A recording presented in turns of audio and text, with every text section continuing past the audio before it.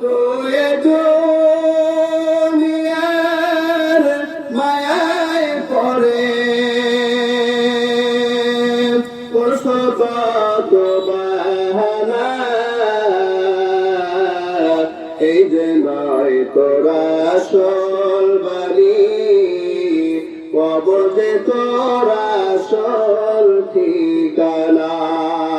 কথা বলেন ঠিক কিনা? এই যে নয় তোরা আসল বাড়ি, কবর যে তোরা আসল ঠিকানা।